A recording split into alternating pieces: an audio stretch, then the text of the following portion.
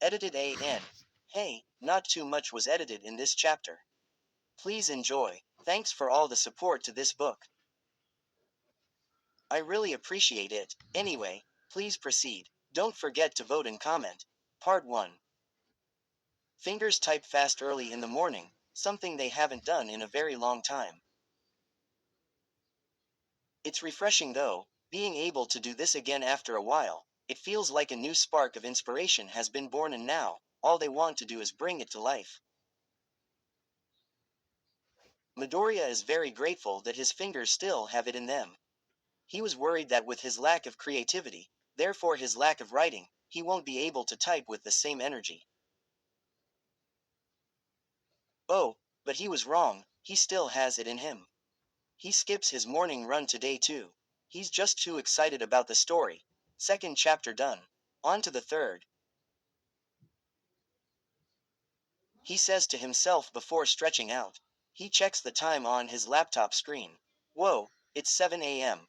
I better make breakfast. He saves his work, takes a quick shower and dresses up, rushing out of his room. While walking, he's greeted by an echoing voice in the corridors. Ooh tilde greetings tilde. It is I tilde the ghost that haunts this penthouse suite tilde baware tilde ooh tilde. The female's voice says with a wavy tone, echoing all over. Midoriya rolls his eyes and keeps walking, not even bothered by the disembodied voice. Morning Toru, I see you're as lively and not scary as ever. He greets back to the voice, putting his hands in his pockets. HMPH, why can't I ever scare you Izuku? The owner of the voice, Toru says back, sounding like she's pouting. Here's a tip, maybe try not speaking like a cartoon character. Midoriya replies as he walks down the stairs. Toru Hagakure is a female ghost of a girl that Midoriya was friends with when she was still alive. She was basically always invisible her whole life until she died a death so spectacular and tragic, nobody ever forgot it. Now, as a ghost she's attached herself to Midoriya and has haunted wherever he lives ever since. Seriously, you've been doing the same thing since we were in high school. Try something new. But I don't know what else to try. Scaring people is hard, can't you just pretend to be scared? Toru begs. Please. No, Midoriya tells her with a chuckle. And if it's so hard, why don't you just stop? It's not like you're obligated to scare me. You've been hunting me for years now. Just because you're a ghost doesn't mean you have to be scary. Promoted stories. You'll also like Captured by Love, BNHA Villain Redemption AU 123K 2.7K Izuku. Midoriya has never felt more confused. Being a villain has taught him to never get attached to anyone, because they'll either end up betraying you, or you'll be. Life is simple. Love is not Izuku x Maruko, 138K 3.6K. Completed adult quirkless Izuku O. Rumi gets assigned a government liaison to help with her hero work. The problem is Rumi never wanted a partner in the first P. Just feeling better 101K 2.5K after. A long break Izuku returns changed and feeling better than ever. What will the class think of their cinnamon roll? This story goes through, in short, of his Chan. The Seeing Hero version 1 5.1K 72 Izuku gets to have a normal childhood and even gets to be really close friends Bakugo. His dad is also present in his life and he's really cool. Once he starts high school, Garden of Green MHA Iswocha 15.1K 453 in, which Ochako Uraraka, in her second year at UA and no longer in denial of her feelings for Izuku Midoriya, contracts the deadly Hanahaki disease. After all, Unriki, Waves Kiri Baku Deku 376K 15.6K rankings number 1 in Karibakudeku number 3 in Pro tilde Kiri Baku Deku tilde tilde it comes and goes in waves it always does we watch as our young hearts fade into the flood, into Shining Light Izwocha 40.5k 912 Quickless. Normal. No heroes or quirks. Izuku Midoriya and Ochako Uraraka have been best friends since kindergarten. But when problems in high school try to drift them, I know, she mutters, but I just wanna do something, you know. I don't have much purpose now that I'm dead. Oh, Toru. The greenette shook his head. As long as you're haunting me, you'll always have use. Really? The ghost sounds happy at the statement. Yeah, like waking up Eri. Oh come on. They both chuckle. Fine, I'm on it. Toru says, and the greenette can tell she's left his side. Tilde degree tilde. Midoriya finds himself typing on his computer around noon.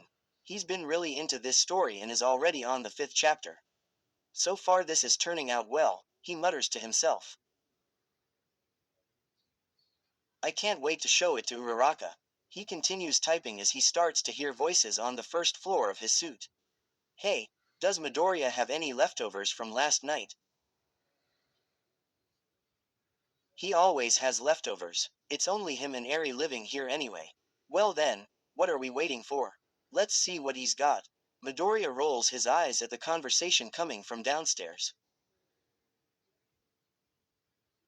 His friends invited themselves into his penthouse suite.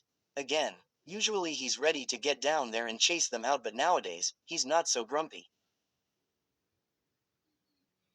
He's been so much happier, like he used to be. Guess he has a certain brunette to thank for that. He smiles and continues typing. He still can't believe that his meeting with this girl has led to him writing a new novel. It's incredible. Maybe he'll see her later today. Oi Deku. The door of his bedroom is kicked open, revealing an ash-blonde spiky-haired male with sharp crimson eyes.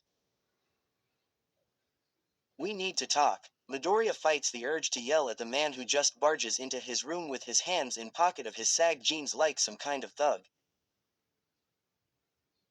Instead, he calms his nerves and turns around to face him. Ever heard of knocking Kachan? It's this thing normal people do. Don't start that crap with me, nerd.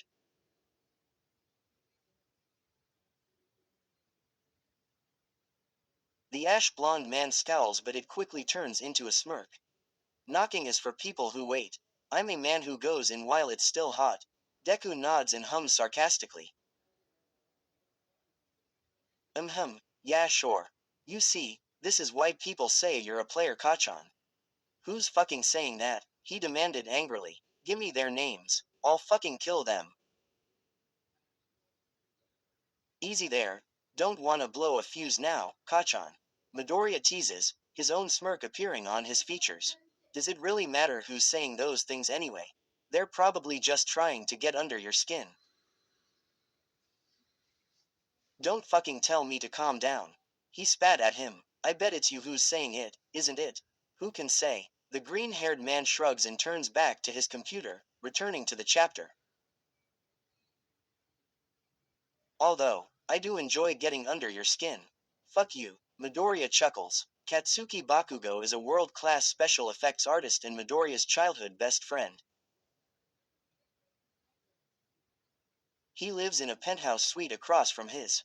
He's created some of the best special effects in movies, especially when it comes to explosions. He has a short temper and is pretty aggressive when angry.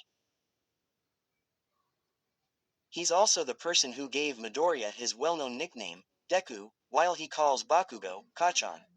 Ugh, whatever, nerd. Bakugo rolls his eyes and crashes onto the greenette's bed.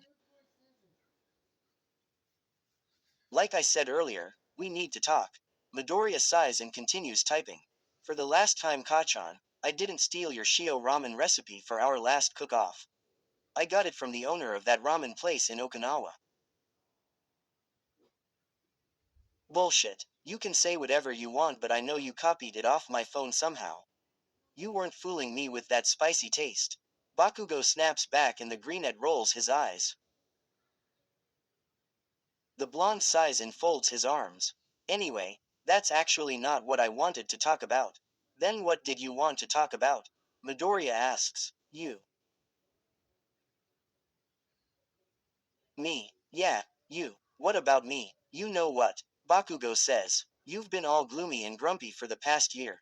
You stopped coming to guys' night and all our hangouts and you don't have your usual spark with you anymore. Midoriya pauses his typing and stares at the keyboard, taking in the other man's words. Well, you are right about that. I haven't really been myself, have I? Obviously not hell. You basically became a green, freckled version of me. Midoriya snorts at the comment as Bakugo continues. Everyone's been worried about you. Unicorn, four eyes, everyone, even me. Don't lie, you never worry about me. Midoriya snickers. Shut the fuck up. I fucking do. Sure. Midoriya teases again, causing Bakugo to glare at him. The greenet's smile quickly vanishes when he thinks about what he said. I know you do. I know all of you have tried cheering me up, and I just pushed you away. I'm sorry for that. As he says this, memories begin flowing into his head. Why don't you produce more of these novels, Mr. Midoriya? People will love sequels for these. Do you plan on continuing this series? Why work on something new when you can just build on these ones? We'd rather you just take your most popular stories and just continue from there. Let's make more movies on this one, okay? They couldn't really help anyway. This is something I have to change within myself. Bakugo notices his friend's distant gaze and speaks. You don't have to apologize, Deku. We know things have been rough for you. And besides, now, you're different. Huh, Midoriya turns to him, I am. Yeah, now you're kind of back to normal. The ash blonde says, you're smiling and laughing again, and you don't lash out at us anymore. Midoriya stares at him. And you've started writing again. Unicorn says you've been waking up early to type on your computer for the past 4 days. Oh, yes, that. Midoriya turns away. I've got an inspiration again recently. I've decided to write a new novel. Bakugo perks up with interest. Huh, is that so? Care to share what you're writing about? The greenette snorts, not with you. Huh, why the hell not? Because I said so, that's why. Midoriya sticks out his tongue and continues typing. Why you? Just fucking show me what you're writing. Bakugo climbs off the bed and tries to see what's on the screen. Unfortunately, Midoriya is faster than him and saves his work before closing the computer.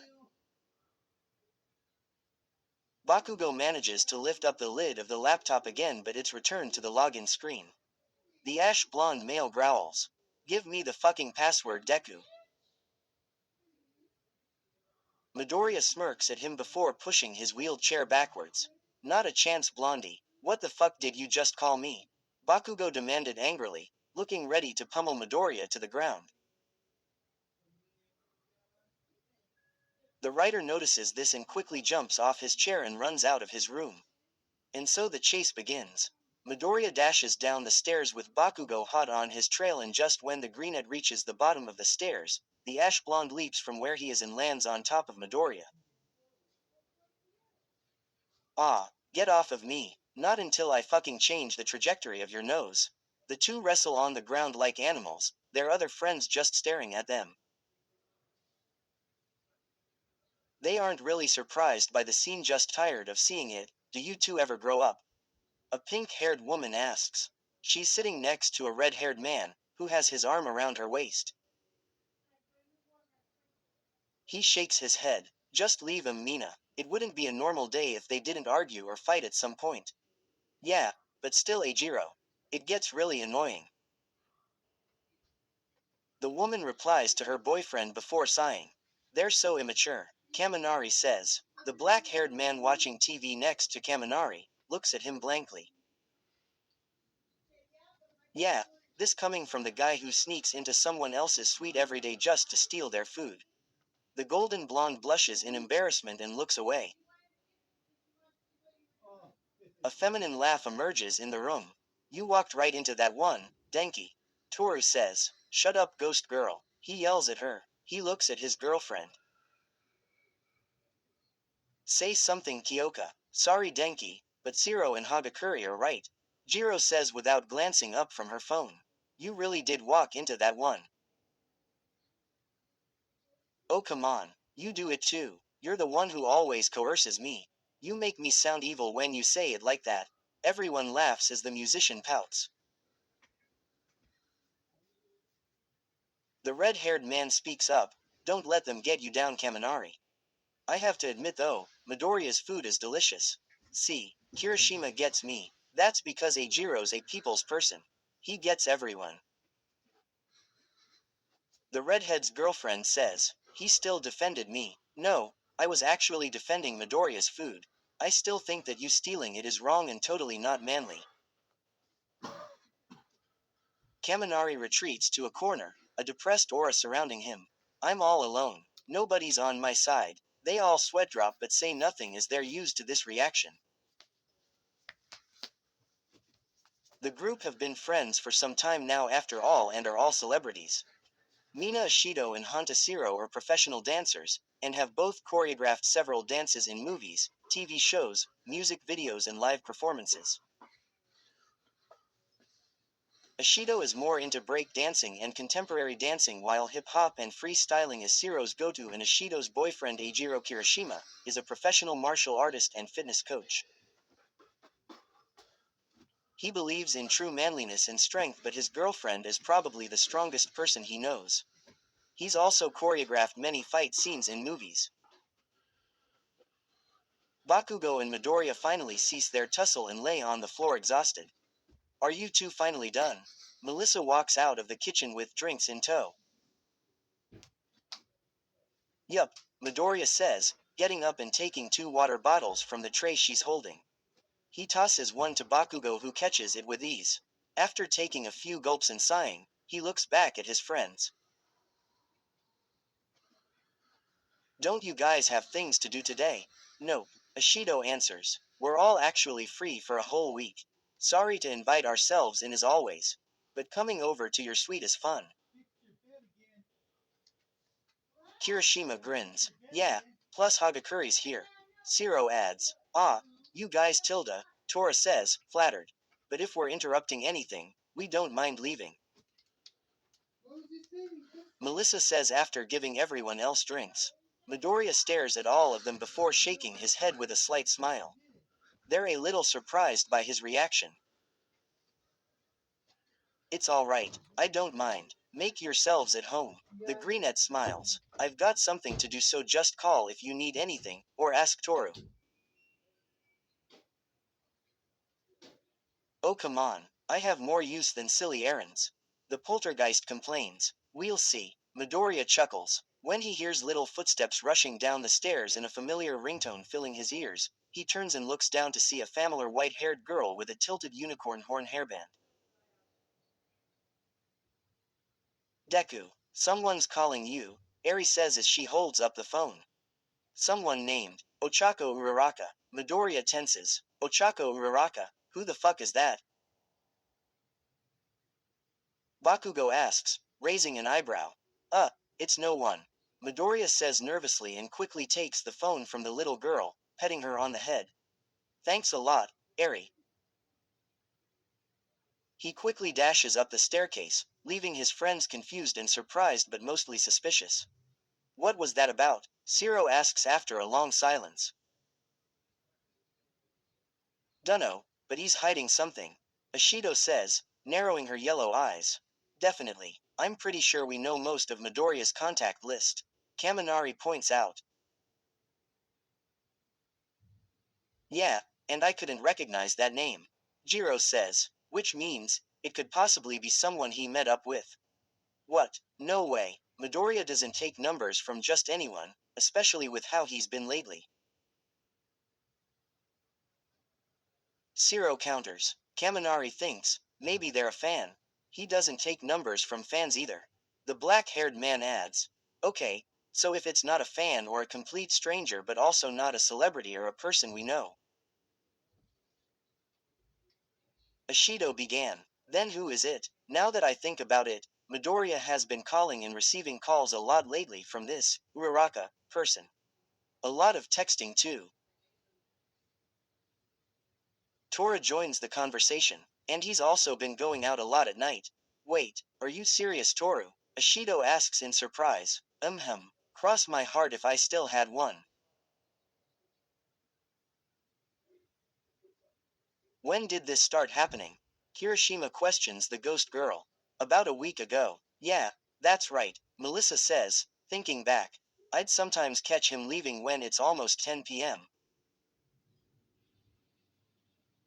Huh, why so late? Kaminari cocks an eyebrow. Melissa shrugs lightly. I couldn't tell you. All I know is he's been much happier than before. I think it all began 3 weeks ago when he stormed out of the penthouse and left to who knows where. She explained. Although, as soon as he came back he wasn't upset anymore and just let Iida yell at him. That's true. It was like he was in a trance. He wasn't even bothered. Usually he'd be yelling back at him. Tora backs her up. Everyone takes in the information and seem to piece everything together. Ashido gasps, you guys don't think it can't be. Kaminari doesn't want to believe it, but what else could it be? Shiro asks. Jiro shakes her head. It's too good to be true. But it kinda makes sense. Kirishima says. But this is Deku we're talking about. Bakugo says. Quote. It could still be the case. Melissa thinks. But then if it is. Toru can barely contain her excitement. Guys, the adults all turn to the lone child in the room. She stares up at them all curiously. Does Deku have a girlfriend? Does he? I think it's about time we did a little investigation, EY guys. Kaminari asks his friends, smirking widely. They all exchange glances before nodding, their own smirks appearing. As his friends they're obligated to know, right? Looks like things are getting interesting. To be continued. Hey fam tilde, how's it going? So I pushed myself to finish this chapter and I managed to. Yay me. I hope you enjoyed. A few more characters debuted in this one. And looks like they might find out about our rose-cheeked cinnamon roll heart. Anyway, please vote and comment and I'll see you in the next chapter. Tilda Destiny style anime. Where stories live. Discover now.